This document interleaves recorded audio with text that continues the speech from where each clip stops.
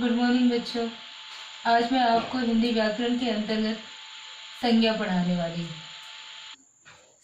संज्ञा का अर्थ नाम होता है। सबसे पहले हम इसकी परिभाषा जानेंगे। किसी व्यक्ति, वस्तु, स्थान, प्राणी और भाव आदि के नाम को संज्ञा कहते हैं। तो आइए हम इसे कुछ उदाहरणों द्वारा समझें। व्यक्ति, बच्चा, बालकृष्ण, आदमी, सुषमा, नारी, नौकरानी, मनीष आदि।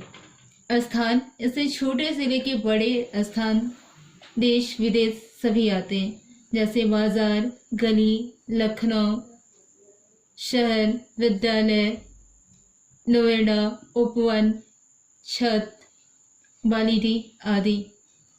प्राणी, इससे छोटे से छोटे कीट पतंग से लेके बड़े से बड़े जीव जंतु आते हैं, जैसे तोता, चींटी, भैंस, मच्छर, अजगर, मछली, चिड़िया आदि। भाव, जिसको हम एहसास कर सकते हैं लेकिन छू नहीं सकते, जैसे गर्मी, बचपन, हरियाली, मिठास, मित्रता, सजावट, ऊंचाई आदि। अब नीचे कुछ वाक्य दिए गए हैं, इन वाक्यों को ध्यान से पढ़िए। पहला, रघुराज कल लखनऊ जाएगा। दूसरा, राधिका ने पानी पीकर प्यास बुझाई। तीसरा, कश्मीर का प्राकृतिक सौंदर्य अनुपम है। चौथा, ईमानदारी से काम करो। पांचवा, माँ ने सारा खाना घी में बनाया है। इन वाक्यों में जो रघुराज और राधिका, ये दोनों शब्द मनुष्य की ओर संकेत कर रहे हैं, जबकि लखनऊ, कश्मीर स्थान की ओर, वैसे ही पानी, खाना, घी ये वस्तु की ओर, जबकि प्यास, सौंदर्य, ईमानदारी, भाव की ओर संकेत कर रहे हैं। अतः ये सभी संज्ञा है। आइए हम संज्ञा के भेदों के विषय में जानेंगे। संज्ञा के 3 भेद है। पहला है व्यक्तिवाचक संज्ञा, दूसरा जातिवाचक और तीसरा भाववाचक संज्ञा। संज्ञा के भेदों के विषय में विस्तार से जानकारी प्राप्त करते हैं। पहला है व्यक्तिवाचक संज्ञा। जिस संज्ञा शब्द से किसी विशेष व्यक्ति, वस्तु या स्थान का बोध हो उसे हम व्यक्तिवाचक संज्ञा कहते हैं। अर्थात व्यक्तिवाचक संज्ञा में सिर्फ विशेष व्यक्ति नहीं बल्कि वस्तु या स्थान उनका भी बोध होता है, जैसे महात्मा गांधी, सचिन, कृष्ण विशेष व्यक्ति है, जबकि दिल्ली, आगरा, कानपुर, बोकारो विशेष स्थान है। सुरसागर, रामचरितमानस, बाइबल, गीता विशेष ग्रंथ है। दूसरा है जातिवाचक संज्ञा। जिन संज्ञा शब्दों से किसी व्यक्ति, प्राणी, वस्तु, स्थान आदि की पूरी जाति का बोध उन्हें जातिवाचक संज्ञा कहते हैं, जैसे लड़का, मनुष्य तो छोटे बड़े बूढ़े सभी इसके अंतर्गत आते हैं। गांव, शहर, पुस्तक, हिंदी, अंग्रेजी, विज्ञान सभी की पुस्तक आते हैं। पशु, भवन आदि। तीसरा, भाववाचक संज्ञा। जिन संज्ञा शब्दों से किसी भाव, गुण, अवस्था, स्थिति आदि का बोध होता है उन्हें हम भाववाचक संज्ञा कहते हैं, जैसे सत्य, न्याय ये सभी गुण है, जबकि प्रेम, दया भाव है। क्रोध जो है अवगुण है। ऊंचाई, अच्छाई, सुंदरता गुण है।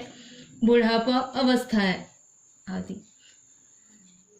अब हम भाववाचक संज्ञा के निर्माण के विषय में जानेंगे। भाववाचक संज्ञा की जो रचना होती है वह 2 तरह से होती है, एक मूल रूप से और दूसरा है जातिवाचक संज्ञा से, सर्वनाम से, विशेषण से और क्रिया से। यहाँ कुछ उदाहरण देखेंगे। जातिवाचक संज्ञा से शत्रु, मित्र, मानव आदि के पीछे त शब्दांश जोड़कर हम भाववाचक संज्ञा बना सकते हैं, जैसे मित्र से मित्रता, मानव से मानवता, इसी तरह बूढ़ा से बुढ़ापा। अब हम सर्वनाम से देखेंगे। अहम से अहंकार, अहंकार का अर्थ घमंड होता है, जैसे वह अहंकारी पुरुष है। मम से ममत्व या ममता, निज से नीचता आदि। विशेषण से मीठा विशेषण है तो मिठास, उसकी आवाज में मिठास है, ये भाववाचक संज्ञा। मधुर से माधुर्य, कायर से कायरता। इसी तरह और अन्य भी उदाहरण यहाँ पे दिए गए हैं जिन्हें आप देख सकते हैं। क्रिया से भाववाचक बनाना, कसना से कसावट, खोजना से खोज, लिखाना से लिखाई, पढ़ना से पढ़ाई, जैसे वह पढ़ाई में अच्छा है। इसी तरह से बहुत सारे शब्द दिए गए हैं जिन्हें आप याद कर सकते हैं, देख सकते हैं। अब तक आपने संज्ञा की परिभाषा के विषय में जान लिया है, उनके भेद और अन्य चीजों से जो भाववाचक संज्ञा के रूप में जो परिवर्तन करना है, बदलना है, वो आप समझ चुके हैं। अब उन्हीं में से कुछ जो प्रश्न यहाँ पे दिए गए हैं उन्हें हम करेंगे। सबसे पहला प्रश्न है, किसी व्यक्ति, वस्तु, स्थान या भाव आदि के नाम को क्या कहते हैं? दूसरा, संज्ञा के कितने भेद हैं? तीसरा, निम्नलिखित विकल्पों में से किस विकल्प में सभी शब्द जातिवाचक संज्ञाएं नहीं है? चौथा, निम्नलिखित विकल्पों में से किस विकल्प में सभी शब्द भाववाचक संज्ञाएं नहीं है? पांचवा, पुरुष शब्द कौन सी संज्ञा है?